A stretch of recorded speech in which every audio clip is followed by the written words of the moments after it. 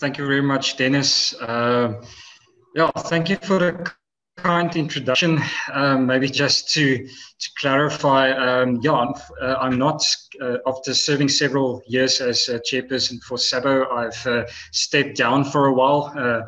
There's a new chairperson now, that's Karel van Heerden, that's taking over. But I'm still on the board, and yeah, we are still working on building the biological industry in South Africa.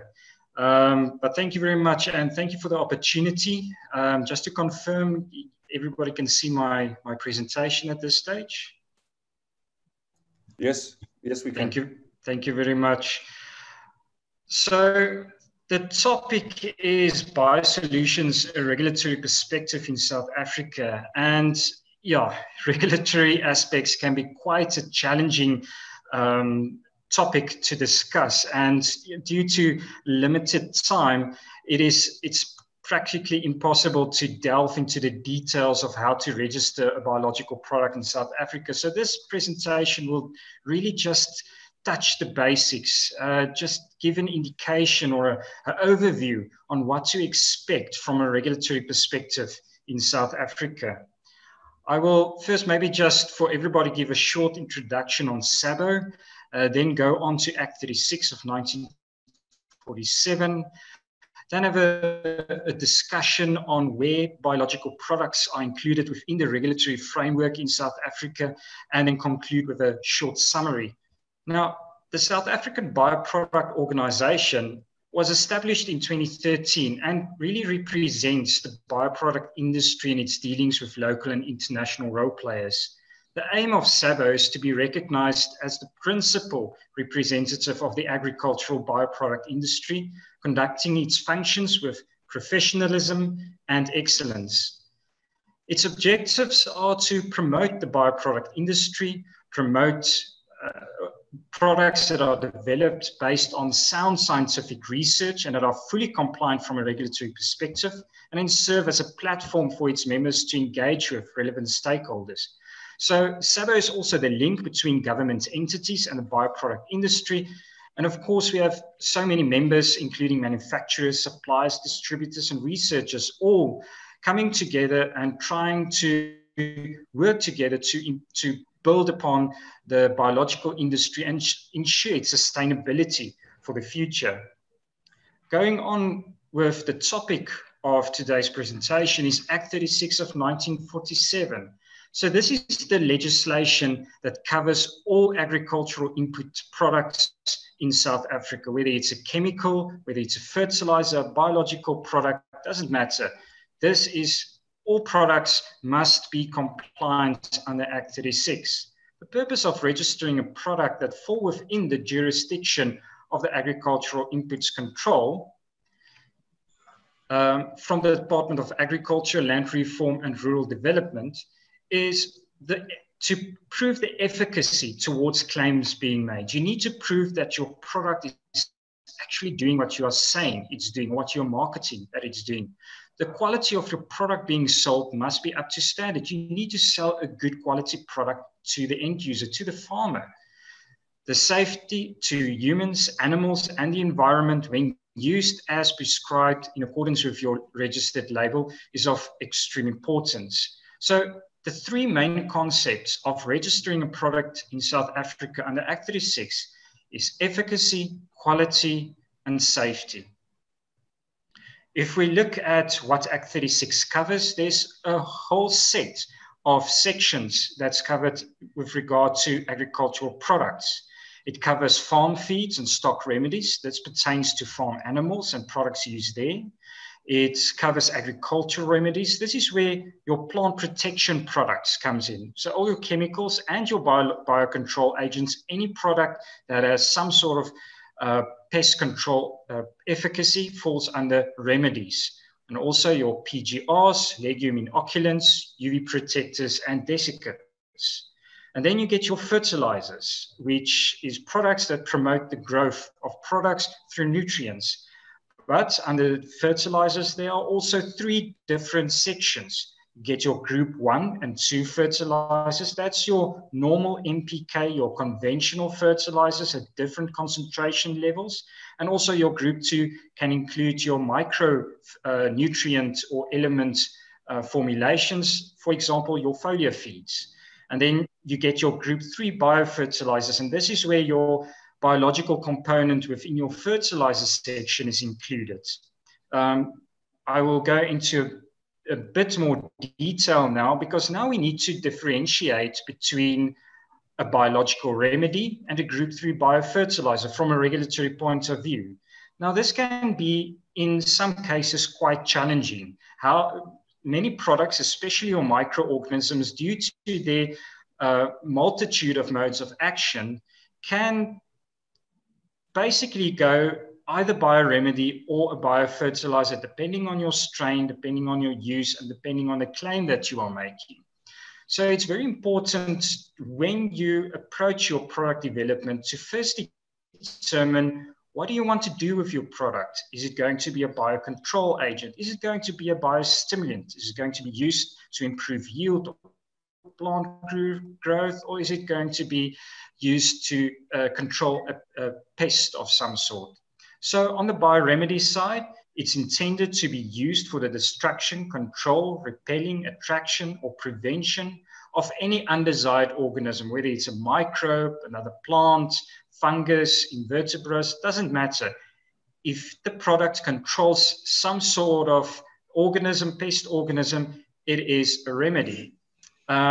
The only exclusions, of course, are products that's covered under Act 101. That's the Medicines and Related Substances Control Act, and then the Hazardous Substances Act. That's Act 15.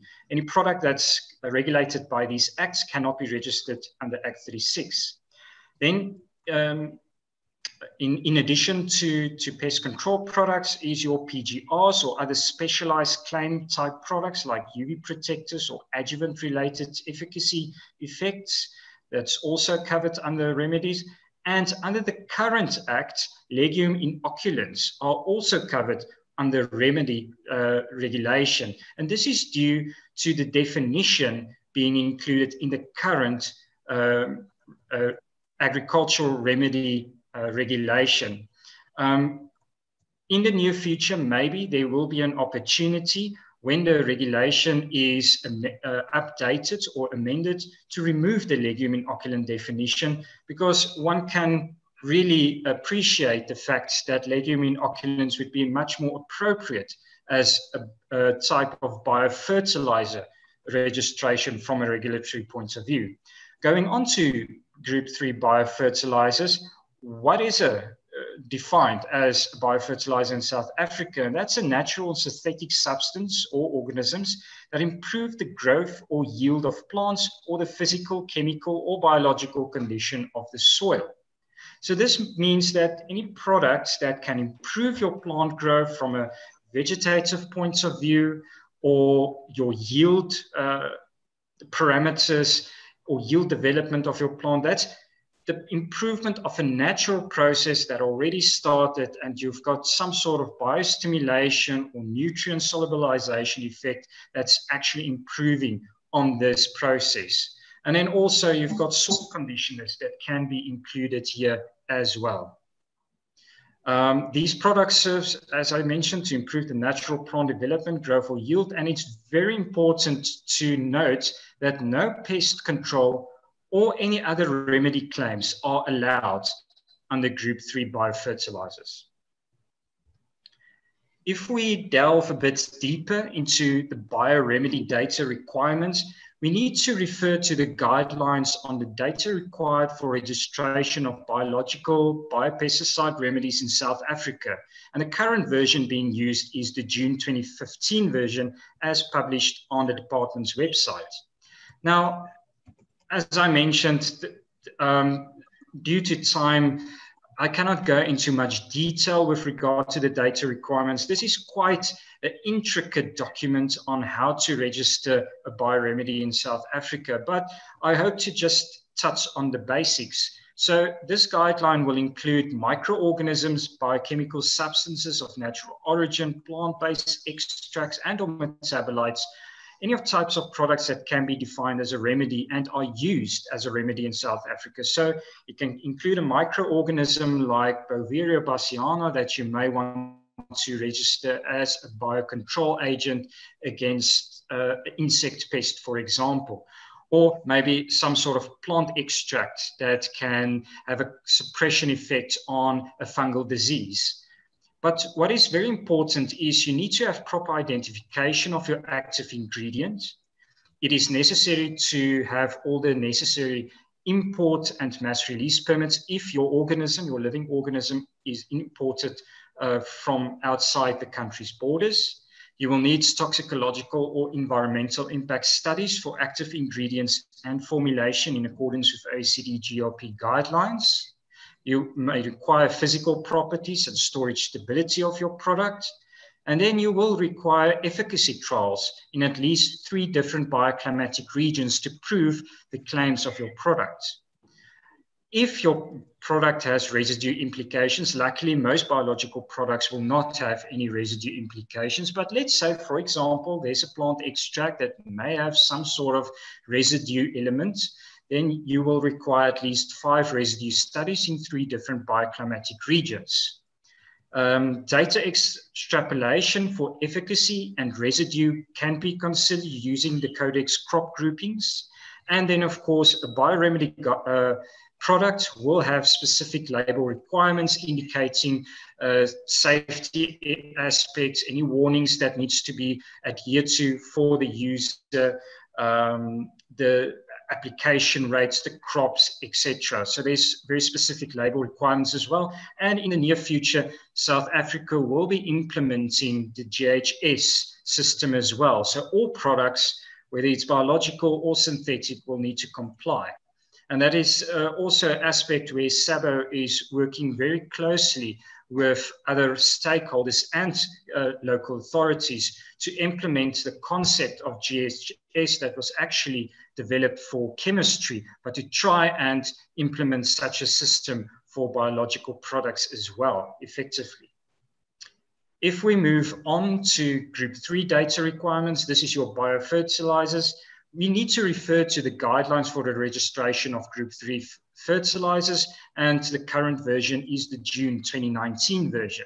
Now, what is important here that you will see many similarities between the Group 3 data requirements and the remedy requirements, but the Group 3 is a bit less stringent or strict with regards to data requirements compared to its remedy counterpart. It also includes any microorganisms, biochemical substances, plant-based extracts, and metabolites. Microorganism, an example may be a free-living nitrogen-fixing bacteria like Azospirillum or Azotobacterus, or a plant-based product may be your seaweed products. You get 100% seaweed type-based products, or you get products that's combined with plant nutrients as well and applied in various ways. You also need your proper identification of your active ingredients. You need, again, the necessary permits when any living organisms are imported from other countries. If you have new substances or microorganisms that are not already registered in South Africa, you may require formulation toxicity. You need to prove shelf life of a formulated product, especially with your microbials. And then analysis of harmful elements will be required as per Table 12 of the Fertilizer Regulation. Again, efficacy must be proven through trials. However, this can be through laboratory, greenhouse, and field trials. It should be noted that, yes, compared to remedies, you will not require specific bioclimatic regions with Group 3 data requirements. However, from a personal perspective, I always feel it's very good to test your product in different bioclimatic regions, different soils, if it's soil applied, just to build your own expertise on the product as well.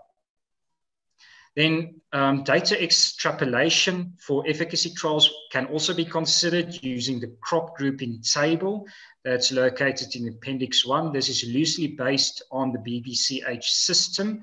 That's a system used globally. Analysis for human pathogens in accordance with a tier approach for products is also considered and needs to be tested or analyzed. And then again, just as is the case with remedies, there's specific label requirements that you need to adhere to.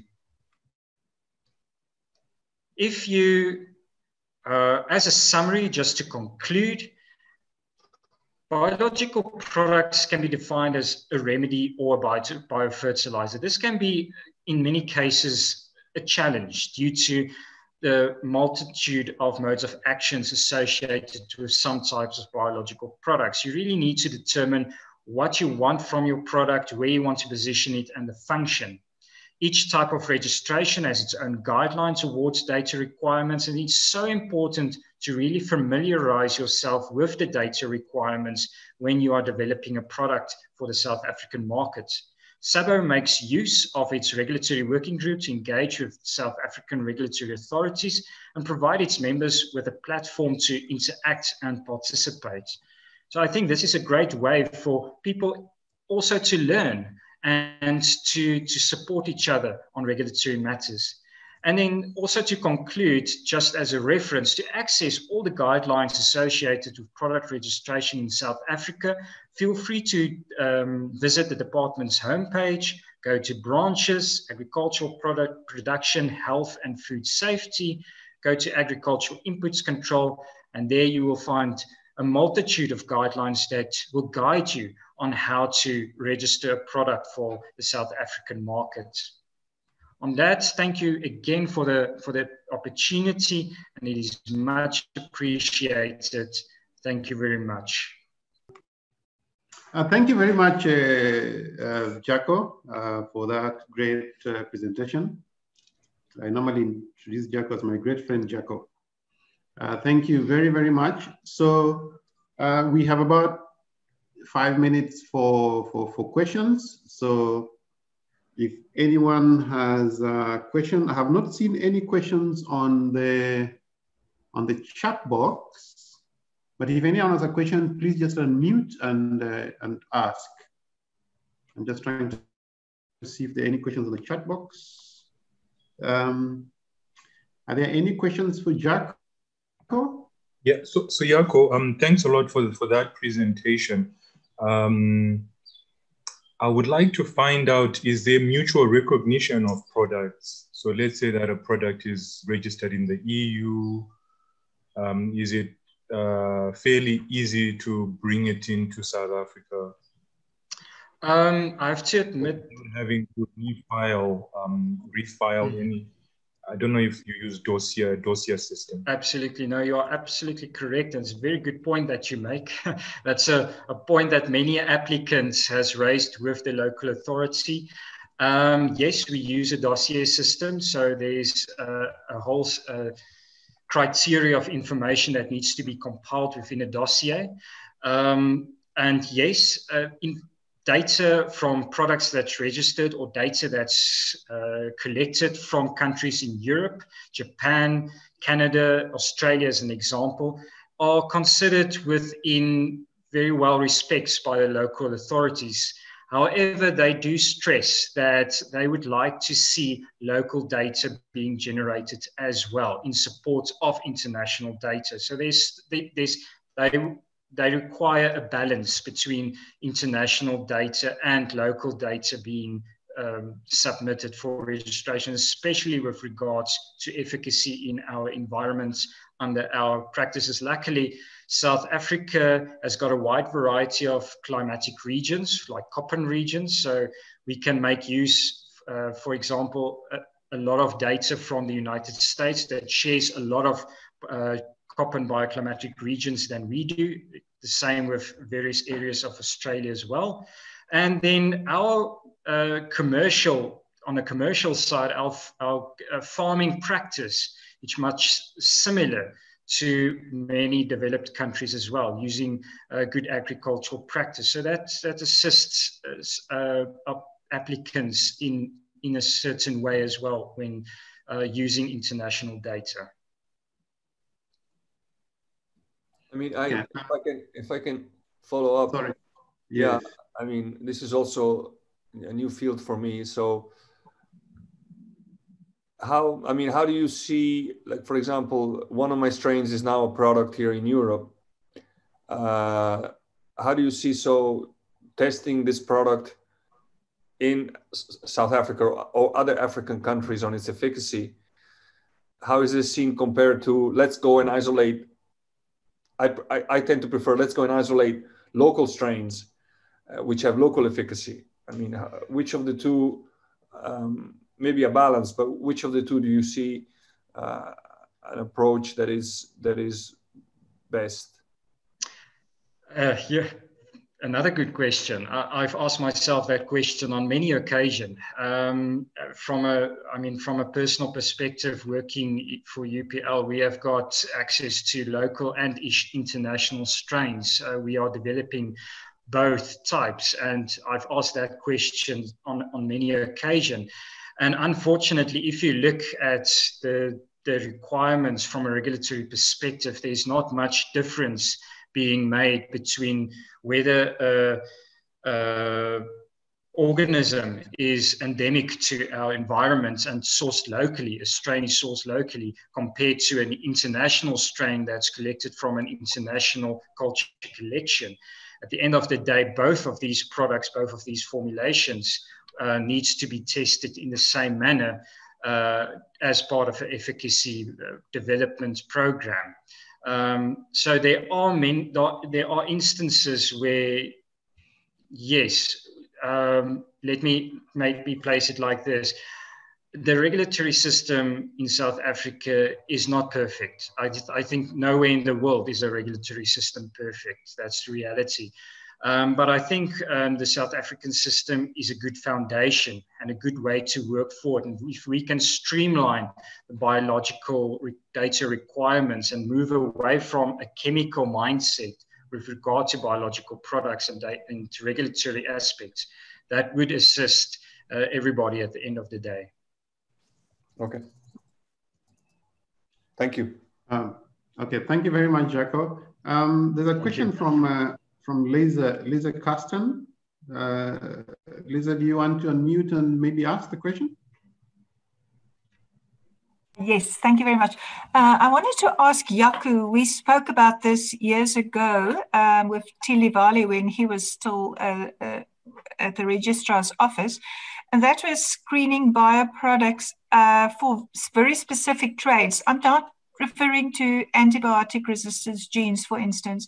So we know due to environmental pressure and a lot of pollution and a lot of use or misuse of antibiotics, there's quite a lot of pressure in the environment on microbial populations. So if you're selecting isolates from the environment, you test it and you register it for biocontrol, do they also look at these unwanted genes maybe carried potentially, particularly if you're going to globally distribute it and mass release it?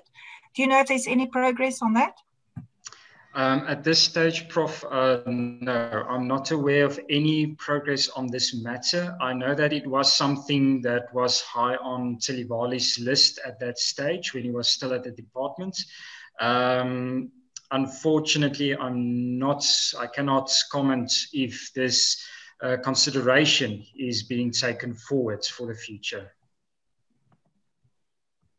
Okay, we had a question from Adan. Yes. Your hand was up. Are you still with us? Adam? Okay. I'd like to hear if there are any regulators from other countries, particularly in Africa, here with us, and maybe they can give their views on how they are handling agrobio products in their countries, or maybe businesses operating in other markets. Maybe I'll just ask a quick question to Jaco. Yeah, go ahead. As we wait for the other regulators. So my great friend Jaco, I just have one quick question, and this question has got to do with SABO, of which I believe that you're a board member. I just learned today that you're no longer the chair. So what I'm wondering is that I know that SABO has done a lot of excellent work in terms of promoting bioproducts within South Africa. My question is, are there any plans for SABO to collaborate with other similar organizations in other areas? So for example, you have SABO in South Africa, and you may have another organization, say in West Africa, because my thinking is that that sort of collaboration would then make it easier, for example, to have bioproducts traded easily between various regions, say from South Africa to other countries. So is SABO just operating within South Africa, or is it already, are there already efforts to try and collaborate, so to speak, with other similar initiatives? Absolutely. Thank you, Dennis. That's a very good point you are raising. SABO is definitely looking forward and engaging with international stakeholders. SABO is already part of an international group consisting of biological companies from Japan, South America. There's a few other countries as well. The point of the matter is, yes, that SABO has definitely plans to expand beyond its borders, because we've got members beyond our borders, not only from Europe and the US, but also from Africa as well. We've talked now about Dudutech, where you were a few years ago, from Kenya. Yes. So we've got already members, members from international sources, and it's that collaboration that you're talking about are so important to start the harmonization process for biological products in the African continent as well. Only through such a strategic level of cooperation with industry organizations from different countries can we set up the necessary regulatory aspects, the necessary trade aspects can be discussed and moved forward. So that is definitely high on SABO's priority list, not to only expand within the borders of South Africa, but extend that expansion to other countries and that cooperation and engagement as well. Okay. Thank you very much, Jaco. Okay. Yeah. So now we're going to go into an open-ended session.